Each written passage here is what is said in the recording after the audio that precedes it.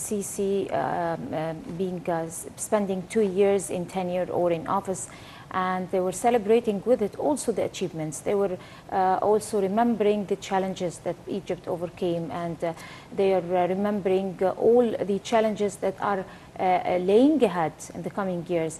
And among the achievements, we remember 8 mega projects that were executed, an agricultural renaissance, no more bread queues, no more power shortages, the mega power plant that is about to be starting in El Dab'a, and other power plant projects, mega projects also that are about to be starting off in a few spots here in Egypt.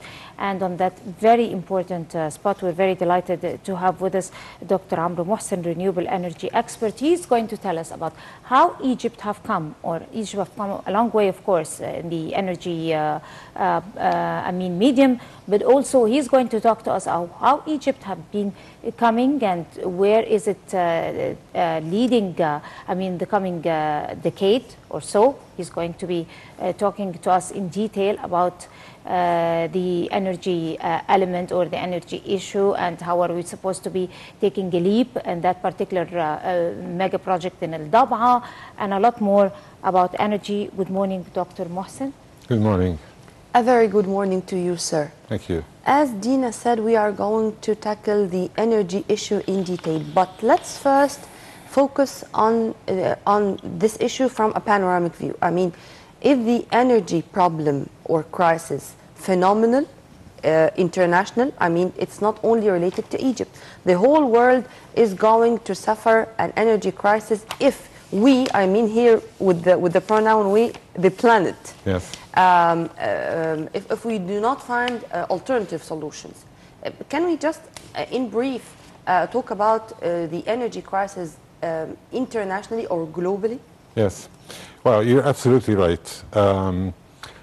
People have started to realize, especially back in '73, when the West has experienced the oil embargo shock. They started to really think hard and think seriously about the future and what will happen to energy in all its forms. Because when you say energy, it's not just electricity. It's also heat in industry. It's also fuel for transportation and so on. So it's not just limited to electricity. So the entire humanity, like you mentioned, started to think hard about what will happen in the coming decades. And then they realized it was a blessing. They got shocked in '73 because nobody was really paying much attention, as humanity should, to the fact that all the fuels we burn today, be it to generate electricity in industry or in transportation, all that fuel we are burning and polluting and causing climate changes and all that we are experiencing, changes in weather and so on. So people realize that the fuels they are happily burning today are not going to last for much longer.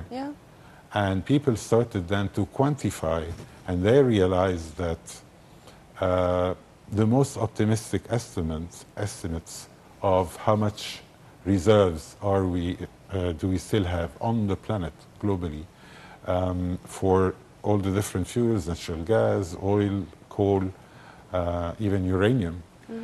People realize that a shift is not a choice from all the now conventional fuels into something new and preferably clean to really balance all the pollution that humanity has committed and has done since the beginning of the Industrial Revolution, which is really quite a lot.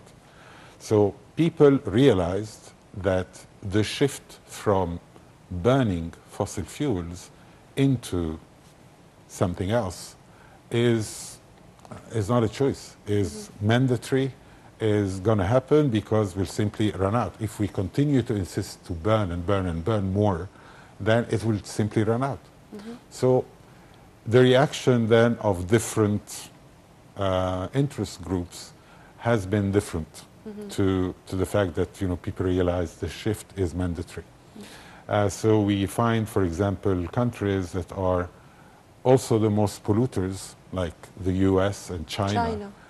Are trying to really acknowledge the problem and acknowledge the fact that the shift is mandatory and everything, but they're taking their time, especially the US. We see now that China has really, in this year, 2016, China has become the number one country in the world, and they have really reached very, very significant levels in terms of the amount of installed capacity to generate electricity out of solar energy, out of wind energy, and also the exports of Chinese manufactured equipment for the two, for producing electricity from the sun and from the wind turbines and so on. Yeah. So China is really doing a great job, and I think they are pushing forward and pushing the boundary limits. Yeah. Right. One of the main problems in the past 5 years were the power shortages, were the electricity blackouts that used to occur more than one time a month. And ever since President Sisi came to office, this has been eliminated to a great extent. So I need from you to tell us what are the main, how can we root out that problem? What were the causes, the main causes of the power shortages and the electricity blackouts that used to occur from time to time? And how could we in the future regard them or look at them as history, something that doesn't happen like in the Western world? When it's a blackout, then it's something that it's a phenomenon. It would be something. Yeah, of course. It could be a crisis. Yeah, nobody enjoys a blackout. And let me just suggest another term. What we had in Egypt over the last 4 or 5 years was not really blackouts. The term for that is brownouts. Brownout. Yes. That's a new one to us. Well, it is a technical term, but let me explain more. When we talk about brownouts and the rotational brownouts and so on, and we talk about power shortages, what you just asked about, I think to understand this, we should really look at things in simple supply-demand terms, because that's all what it was, supply and demand. You have a supply that is not able to meet all the demand, so what do? You start to rotational brownouts. So you have, for example, 100 customers, each one asking for 1 unit of electricity. So this is your demand. But your supply, you can only supply 80 units. So what you do, you just choose 20 customers out of your 100 customers at a time, and you just don't supply them with anything for a few hours, and then you rotate. Alternate or rotate, yeah. So you rotate those brownouts. So this is why they call it rotational brownouts. Yeah. But of course, no matter which of the group of 20 one finds himself in, it's not funny. When you have, especially today, we really depend in much of what we do, even at home, let alone in factories and so on electricity. So of course, if you have a power failure, then it's very disruptive and so on. So it was a supply and demand issue. Now let us see why this issue has come about and what was done to fix it to the level that we find now, almost gone, those rotational brownouts. Okay, the reason why we started having a gap, an ever widening gap between supply and demand in electricity is for a number of reasons. Because, you have to really consider perhaps the big picture. We have of the order of 30 power stations scattered geographically all over the country, all over the Nile Valley. And you have a national grid where each one of those 30-something electricity generating plants pumps all its production in it. Also, you have, for example, the high dam that pumps also its production in it. And then out of this national grid, which transports the electricity to the consumption points, then you have the distribution networks that get the electricity from the national grid to every single customer.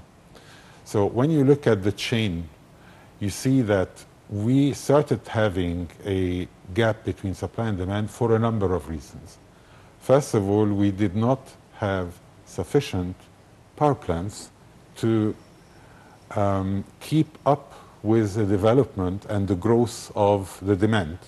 Or also the existing power plants were not maintained, they were not enjoying maintenance. That's the second point. Which was a catastrophe. You're not adding new generation capacity in proportional terms to the same rate of growth of demand. That's number one. Number two, just like you said, poor maintenance, and some of the maintenance problem were because of the issue number three, which is lack of fuel. So, for example, you have a plant that is designed to burn a certain fuel to get heat and convert that into electricity and pump it into the grid. Now, if you had a shortage in the supply of that fuel and you replace it with another fuel, that caused technical problems. Yes. So we had this also. We had lack of natural gas, and some stations were forced to choose between either shutting down or choosing a different fuel. And it was significantly bad, the situation was significantly bad when you had plants that were burning something like diesel, and there was a shortage of diesel, so they had to burn mazout, which is a heavy fuel oil. Yep. And that really disrupts and angries the engine. Yeah. Let's make it easier for the viewers. Yeah. So you have failures and you have long shutdown periods because of you've changed the fuel. So all along the chain, from fuel, plant, generation, grid, transportation, grid for distribution, we had problems in every spot.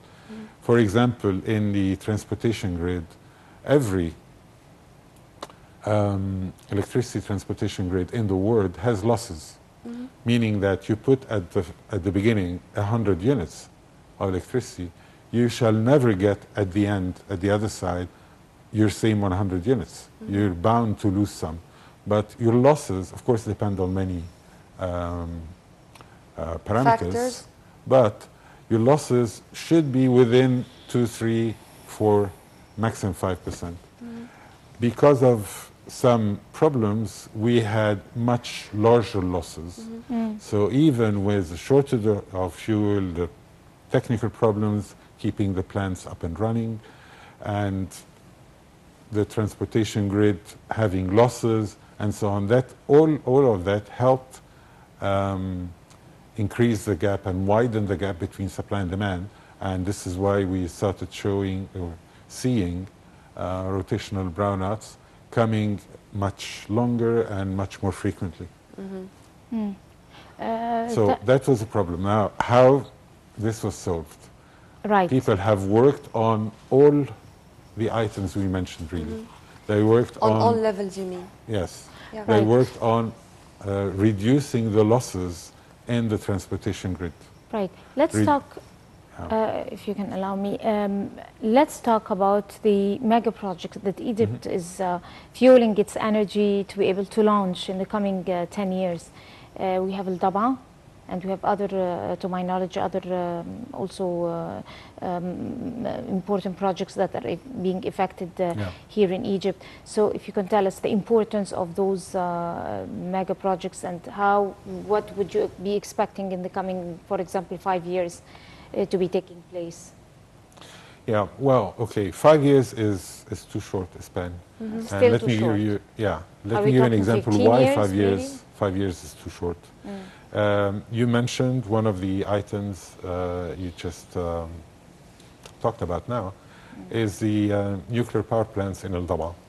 Now, those nuclear power plants, from the moment you start actual construction of such plants till the day you start generating electricity and pumping it into the national grid, you're talking 8 years to 12 years. Not short, Yeah. not shorter. So when you talk about a 5-year lifespan, then this will Too early. put the nuclear off the discussion we're going to have.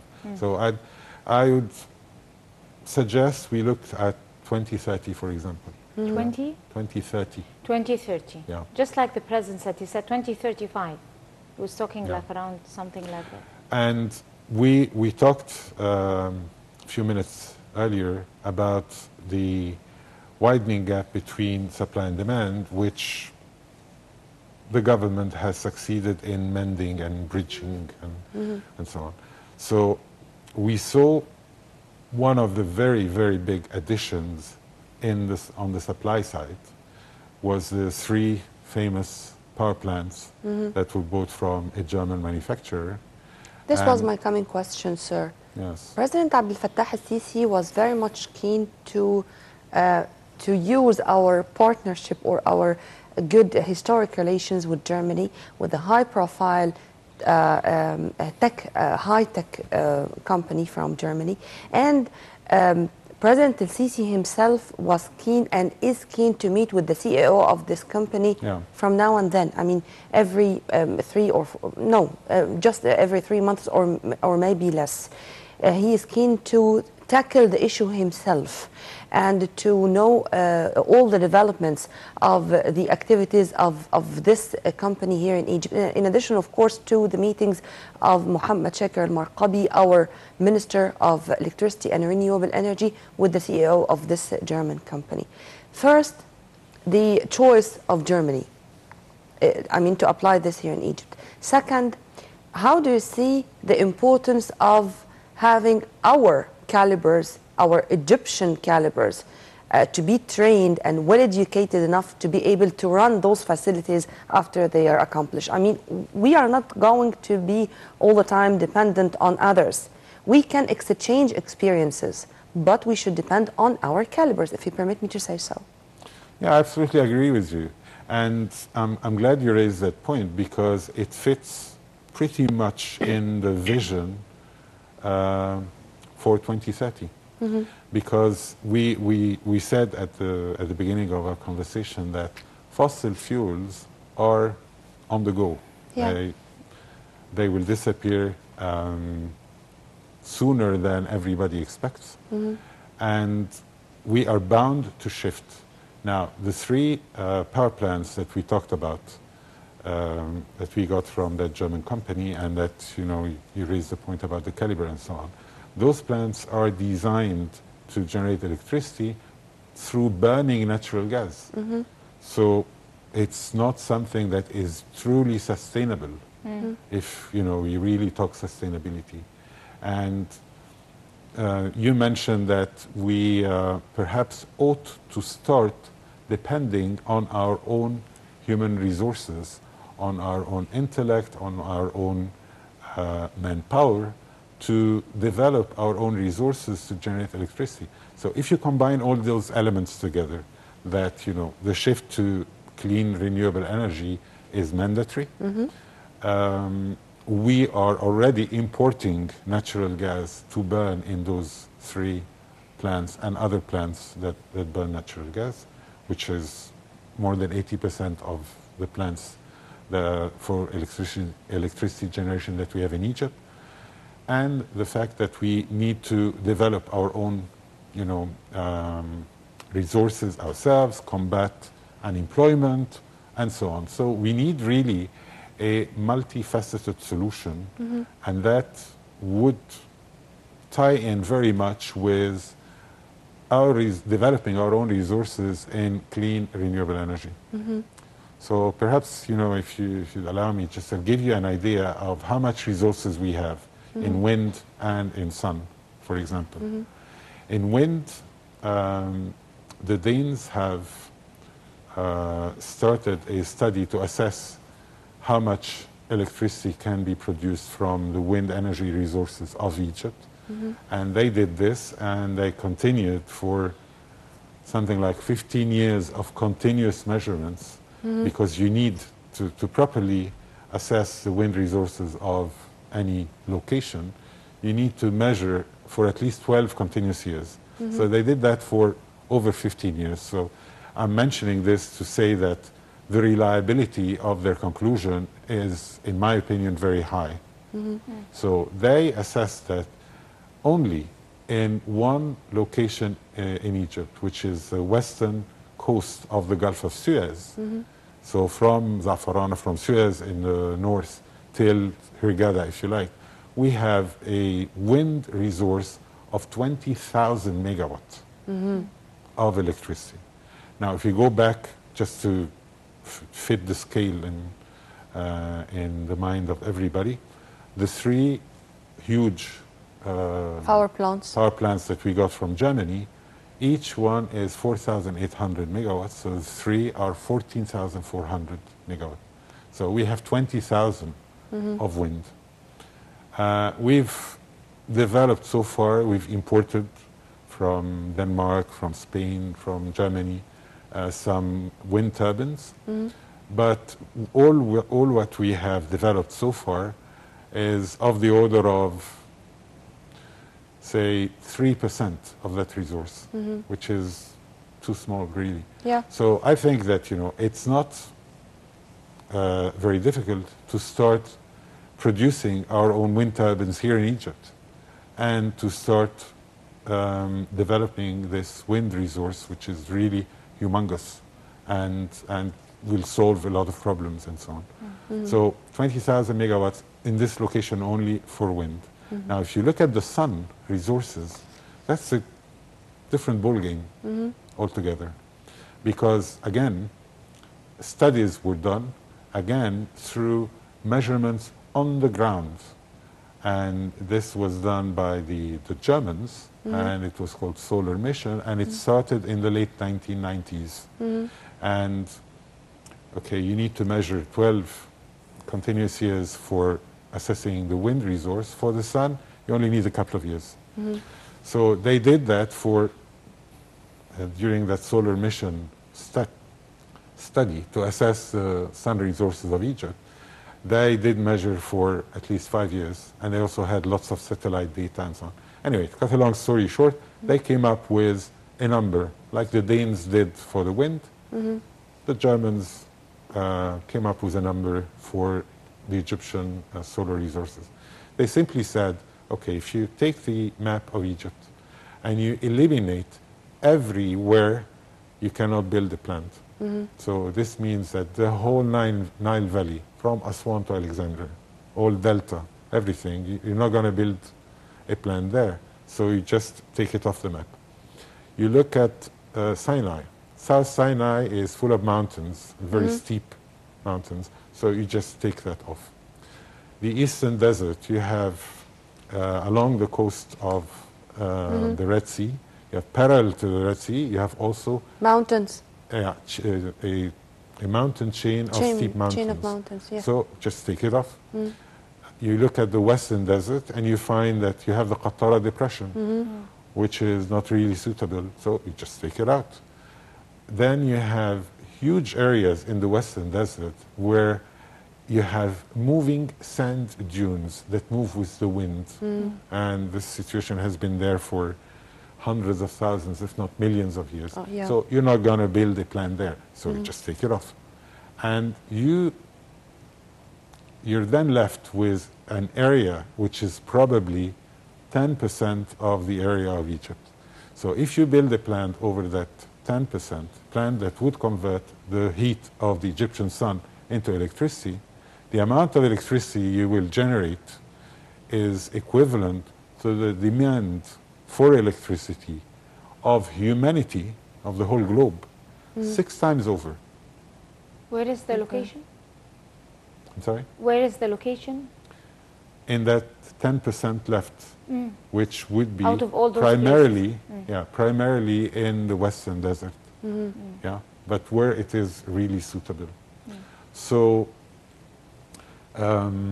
having come up with such a very cheerful and very good news, of course, then many countries in Europe started to create their own 2030 vision, including importing clean solar-generated electricity from Egypt and from North Africa in general. And this is why people started since the late 90s, early 21st century, just, you know, in the last 10, 15 years in particular, people in Europe started to realize that they can get rid of the nuclear. They can get rid of burning dirty coal, because, you know, coal has a number of grades. You have brown coal that produces more pollution than black coal, which is already, black coal is already very polluting, but brown coal is even worse. Yeah. So you have countries in Europe, in particular Germany, they burn brown coal to generate a significant amount of their electricity. So they thought this was very good news because they could abandon the nuclear, which they started doing. They could abandon burning dirty coal, brown coal, because they will never run out of electricity once they start importing electricity from Egypt and North Africa. You know, till the moment, sir, when you are speaking about electricity as if you are talking about a commodity or a good, I mean, this means that we can export electricity. Yes. And I also heard about this linkage between Egypt and Saudi Arabia, for example, when it comes to electricity. But I don't know how it's going to work. You know, I'm not an expert. Okay. But let me give you a brief idea that will make things clear for you. Yeah, exactly. This is what I wanted you to do. You know, we talked earlier in the program about the national grid to transport electricity. Okay, and that connects everywhere from Aswan to Alexandria and Sinai and everything, all the Egyptian customers. Now, since at least 15 years, we have already a connection with Libya, and we have to the west, and we have to the east a connection of our national electricity grid with Jordan. And we've been exporting electricity to Jordan in the good old years, you know, it's like 15 years ago. We stopped doing that, of course, when we started running short ourselves. So it is very doable that countries exchange electricity with one another. For example, much of the electricity in Morocco is imported from Spain. Right. So many countries exchange. And this is why for Europe to plan to import electricity from North Africa, and especially from Egypt, is something that is very doable. I mean, there's nothing strange about it. Just let's hope that they are not going to think about it in a colonial way. Right. Well, Dr. Yeah, go ahead. Dr. Amr Mohsen, renewable energy expert, would like to thank you very much for your valuable input. And I guess this is where we end this edition of the Breakfast Show for today. And many thanks to you, Nermeen Abdurrahman. Enjoyed my time as usual, Dina. Thank you. My name is Dina Hussein, and we're going to be leaving you with that very special report on the Ramadan lantern. And until we see you again tomorrow, that's a goodbye.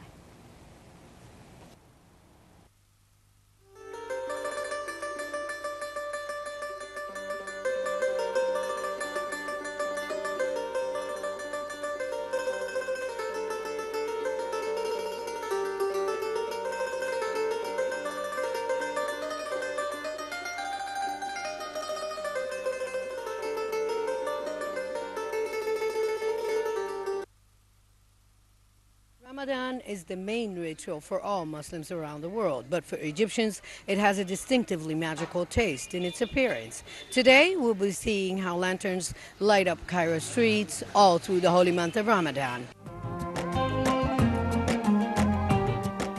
Fasting Ramadan is one of the 5 pillars of Islam. In Egypt, Ramadan has special signifying traditions that are associated with the holy month. These customs add a taste of joy to the fasting month. Some of the traditions followed have no intrinsic link to religion. One of these magical traditions are Ramadan lanterns, the so-called fawanis, which are now frequently made from recycled tin cans or plastic lanterns that play the latest popular songs. This year, we celebrate the completely Egyptian lantern that is wooden-made. I've been working in this craft for the last 28 years. Things have changed yet, that the fanus is now manufactured in factories. Each piece is made solely in lots, the glass is dyed, and then it is gathered to make the whole.